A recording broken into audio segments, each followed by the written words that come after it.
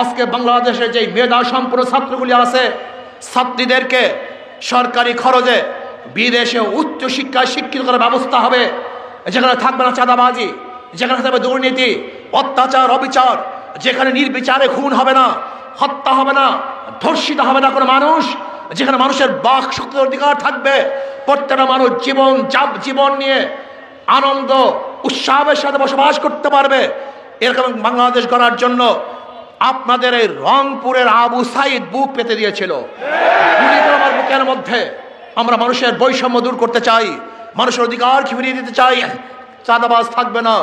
কিন্তু আমরা কি দেখেছি আজকে 5ই আগস্টের পরে এই পর্যন্ত শুধু বিএনপিদের মধ্যে অবৈধ হত্যা হয়েছে 127-এর উপরে।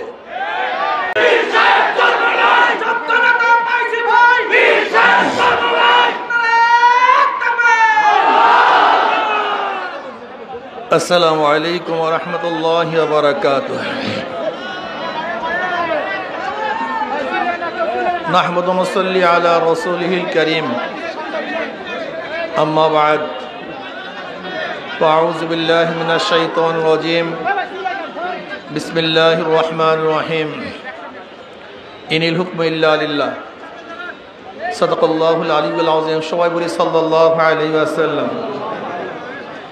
ইসলামী আন্দোলন বাংলাদেশ রংপুর জেলা শাখা মহানগর কর্তৃক আয়োজিত আজকে এ সভার সম্মানিত সভাপতি, কেন্দ্রীয় নেতৃবৃন্দ, সকল স্তরের ইসলাম প্রিয় দেশপ্রেমিক ভাইয়ার আমার, ইসলামী আন্দোলন বাংলাদেশ কি ও কেন এ সম্পর্কে আমরা অনেকেই জানি। ইসলামী আন্দোলন বাংলাদেশ বিশ্বাস করে শুধু দেশ, দল এবং নেতা পরিবর্তনের মাধ্যমেই স্থায়ী শান্তি আসতে পারে না।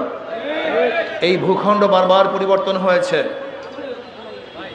এক সময় ব্রিটিশ ছিল, তাদের বিরুদ্ধে আমরা আন্দোলন করে ভারত করেছিলাম, আবার ভারতের থেকে আন্দোলন করে পাকিস্তান করেছিলাম, পাকিস্তান থেকে আন্দোলন করে বাংলাদেশ করেছিলাম, কিন্তু ভাগ্যের পরিবর্তন হয় নাই।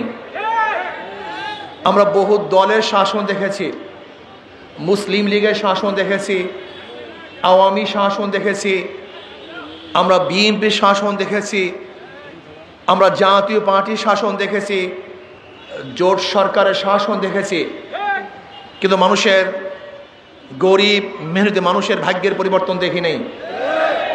আমরা বহু নেতার শাসন দেখেছি, আমরা আইয়ুব খানের শাসন দেখেছিলাম, আমরা শেখ সাহেবের শাসন দেখেছি, আমরা জিয়াউর রহমান, সত্তার সাহেব, এরশাদ সাহেব এবং মহিলা নেতৃত্বের তো গজবের মধ্যে দীর্ঘদিন ছিলাম। বহু নেতা নেত্রীর শাসন দেখেছি, কিন্তু সে ভাগ্যের পরিবর্তন দেখি নেই। এদেশ কেন স্বাধীন হয়েছিল?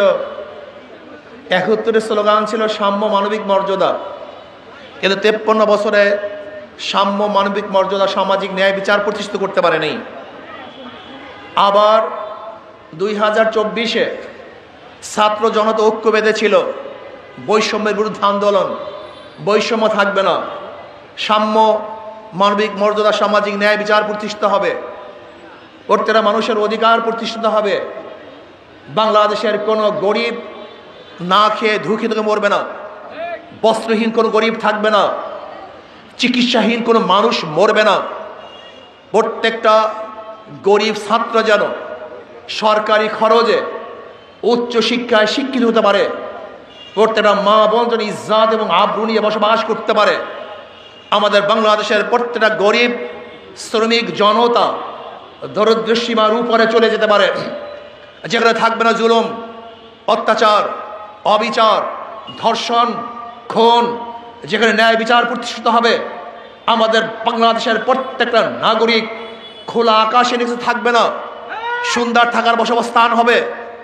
আমাদের বাংলাদেশের একজন নাগরিক বস্ত্রহীন থাকবে না, প্রত্যেকের শরীরে সুন্দর সুন্দর বস্ত্র শোভা পাবে।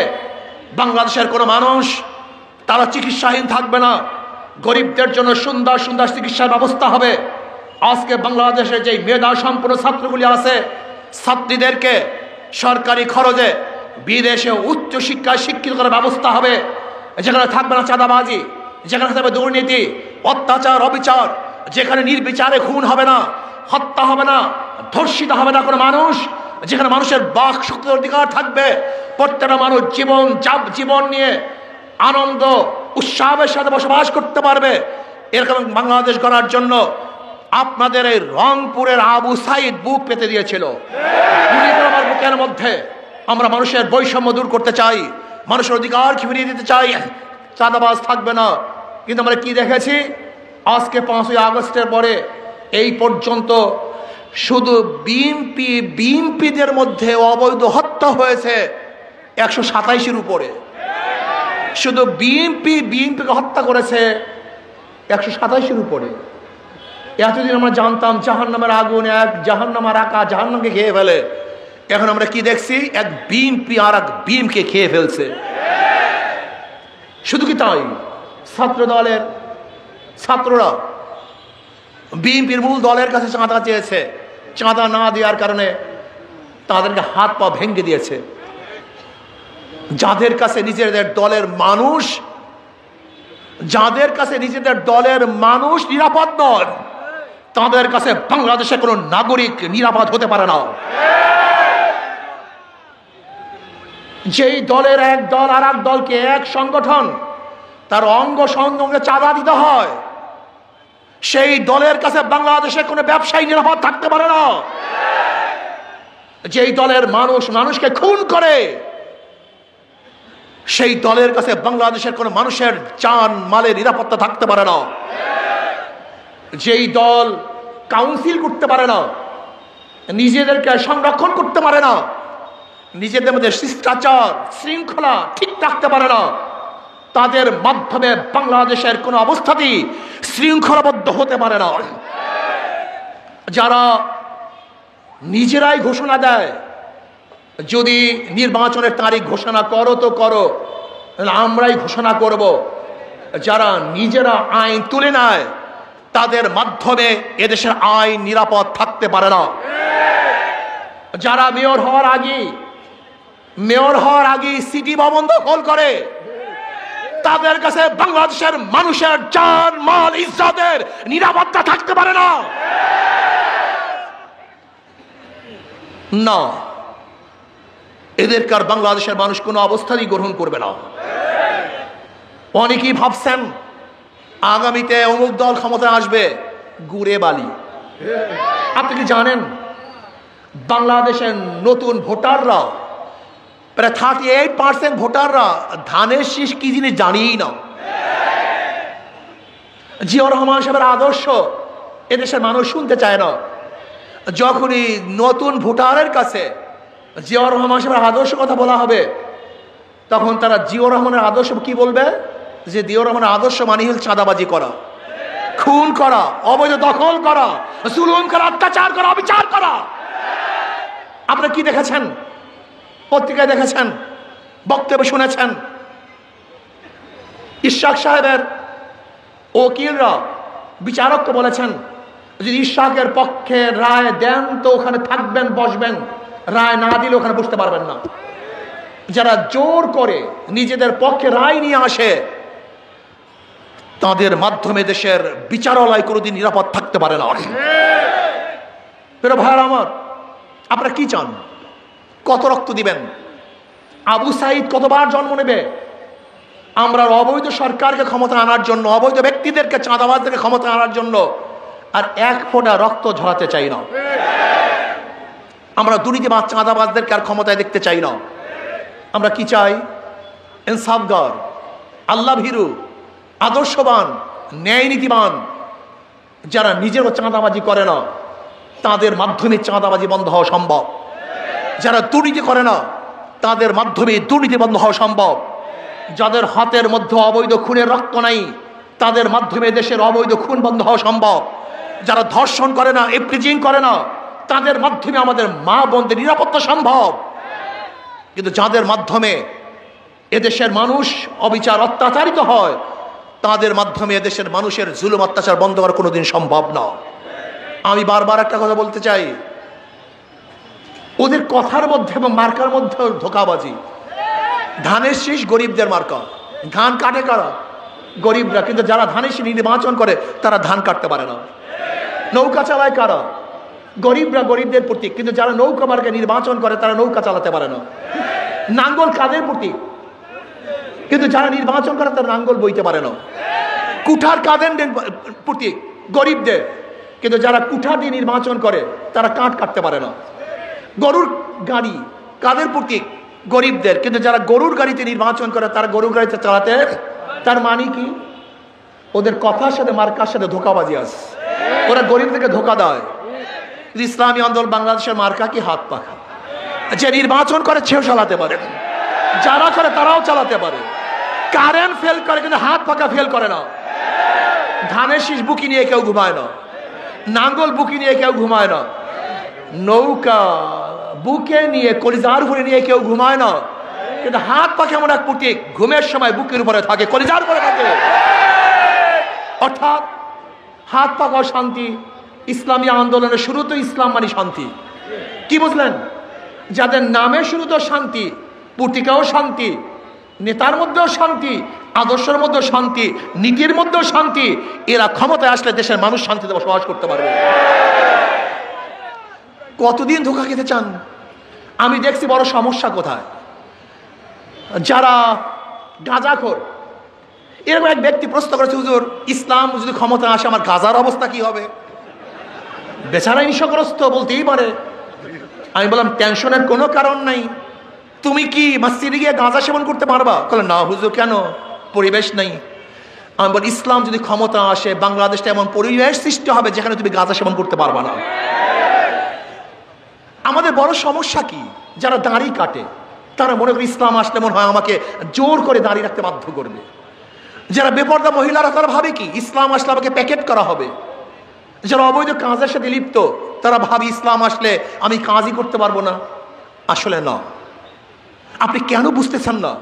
এখানে হাজারো মানুষ আছেন, এর মধ্যে অনেক মানুষ আছে না যারা ধূমপান করেন? একজনও কি নাই? তো এখন ধূমপান করেন না কেন? কথা বলেন না কেন? কেন ধূমপান করতেছেন না? আপনি যতক্ষণ এখানে আসেন একবার কি মনে চাইছে আপনি ধূমপান করি? কেন? পরিবেশ। পরিবেশ আপনাকে কখন ভুলিয়ে দিছে আপনার নিজেরও মনে নেই। ঠিক ইসলাম যদি বাংলাদেশের ক্ষমতা আসে মানে পরিবেশ সৃষ্টি হবে। আপনি অন্যায় করবেন না, অবিচার করবেন না, জুলুম করবেন না, খুন করবেন না। আপনাকে বাধ্য করা হবে না, দাঁড়িয়ে রাখতে বাধ্য করা হবে না, ইসলামের আহকামগুলি পালন করতে বাধ্য করা হবে না। কিন্তু আপনার মন চাইবে আমি ভালো কাজগুলি করি। আজকে পাশের চেয়ার যখন ঘুষ খায় তখন অন্য চেয়ারের মনের মধ্যে ঘুষের কথা আসে, পরিকল্পনা আসে। কিন্তু পাশের চেয়ার যদি ঘুষ না খায় আপনার মনের মধ্যে ঘুষের চিন্তাও আসবে না। আমার সাথী যখন গাঁজা টানে তখন আমার মধ্যে গাঁজা টানার মন আসে, কিন্তু আমার সাথী যখন গাঁজা সেবন করবে না আমার মধ্যে গাঁজা সেবনের মনই আসবে না। ঠিক আমরা যখন ভালো হয়ে যাব প্রত্যেকটা মানুষ ভালো হয়ে যাবে। কিছু নেতারা আমাদেরকে ভালো বানাতে দেয় নেই, ভালো হইতে দেয় নেই। আমাদেরকে ওরাই গাঁজা তুলে দিয়েছে, ফেন্সিডিলের বোতল তুলে দিয়েছে, আমাদের হাতে ওরাই অবৈধ অস্ত্র দিয়েছিল, ওরাই আমাদের খুন করতে বাধ্য করেছিল। যেন আমার 5, 7, 10, 100 কেস থাকে আর আমি নেতার পিছনে ঘুরতে থাকি। কিন্তু না, ইসলামী হুকুমত আসলে তোমার বিরুদ্ধে কোনো কেস হবে না, তোমার হাতে অবৈধ অস্ত্র থাকবে না, তোমার হাতে থাকবে কাজ, তোমার ব্রেনে থাকবে উন্নয়ন, বাংলাদেশের ডেভেলপ, তোমার নিজের নিয়ে চিন্তা করবা, সমাজ নিয়ে চিন্তা করবা। এটি ইসলামী আন্দোলন বাংলাদেশ। কাজে আগামী নির্বাচনে শুধু আমি নই, আমাদের প্রত্যেকটা মানুষকে বলবো ইসলাম হুকুমত কায়েম করার জন্য, নিজের কল্যাণের জন্য, তোমার নিজের কল্যাণের জন্য, দেশকে রক্ষা করার জন্য হাত পাকা সবাই ভোট দেবেন তো ইনশাআল্লাহ? হ্যাঁ, ভোট না, ভোট না, ভোট না, ভোট না, ভোট না, ভোট না। হাত পাকার পক্ষে প্রত্যেকে কাজ করবেন তো ইনশাআল্লাহ? শুধু কাজ নয়, আজকে থেকে নিয়াত করেন, এখানে যারা আসছেন 2 হাত যোগ অনুরোধ করছে, আজকে থেকে নিয়াত করেন আগামী নির্বাচনে কমপক্ষে আমি 100 হাত পাখায় ভোট দেওয়ার ব্যবস্থা করবে ইনশাআল্লাহ। কে কে আছেন 2 হাত তুলে নারায়ে তাকবীর, নারায়ে তাকবীর। আল্লাহ আমাদের সবাইকে কবুল করেন। আগামী 28 তারিখ ঢাকায় এক মহাপ্রলয় সৃষ্টি হবে। আগামী 28 জন শনিবার ঢাকায় এক সমুদ্র হবে। পানির সমুদ্র না জনসমুদ্র ইনশাআল্লাহ। কিসের সমুদ্র? উপস্থিত হবে তো ইনশাআল্লাহ। কমপক্ষে ইতিহাসের সাক্ষী হওয়ার জন্য, ইতিহাসের সাক্ষী হওয়ার জন্য সেই জনসভায় আমরা সবাই উপস্থিত হব। এখন সুসংবাদ আসতেছে, আপনাদের রংপুর 6 আসনের মধ্য থেকে আজকে 5টা আসন ইনশাআল্লাহ আজকে ঘোষণা করব। আজকের থেকে লাগছি তো লাগছি, লাগবো তো লাগবো, হাত পাকে বিজয় করে ছাড়বোই ছাড়বো ইনশাআল্লাহ। সব মার্কা দেখা শেষ, সব মার্কা দেখা শেষ আলহামদুলিল্লাহ। রংপুর 1 থেকে, রংপুর 1 থেকে ইনশাআল্লাহ আগামীতে হাত পাখা নিয়ে যুদ্ধ ঘোষণা করবেন, লড়বেন। এটিএম গোলাম মুস্তফা বাবু সাহেব বলে আলহামদুলিল্লাহ। রংপুর 2 আসন থেকে ইনশাআল্লাহ হাত পাকা প্রতীক নিয়ে লড়বেন। মাওলানা মোহাম্মদ আশরাফ আলী সাহেব, উনি হজে আছেন ইনশাআল্লাহ, দোয়া করতেছেন কাবা শরীফ ধরে, ইনশাআল্লাহ চলে আসবেন। রংপুর 3 থেকে মোহাম্মদ আমিরুজ্জামান পিয়াল ভাই, ইনশাআল্লাহ আপনাদের পরিচিত ইনশাআল্লাহ, কি খাটবেন তো ইনশাআল্লাহ। রংপুর 4 থেকে মোহাম্মদ জাহিদ হোসেন, আমাদের জাহিদ হোসেন সাহেব অনার্স মাস্টার আলহামদুলিল্লাহ, আল্লাহ কবুল করে নেন। রংপুর 5 থেকে মোহাম্মদ গোলজার হোসেন সাহেব, অধ্যক্ষ, ডিগ্রি কলেজের অধ্যক্ষ, বুঝেন তো মনে হয় যেন বিরাট বিরাট মাওলানা, অথচ দেখা যায় আলহামদুলিল্লাহ এদের মতো লোক যখন সংসদে যাবে তখন ওই সংসদটা ফুলের পবিত্রতা হয়ে যাবে ইনশাআল্লাহ। এদের মতো লোক যখন সংসদে যাবে তখন বাংলাদেশটা ফুলের মতো পবিত্র হয়ে যাবে। আল্লাহ আমাদের সবাইকে কবুল করে নেন।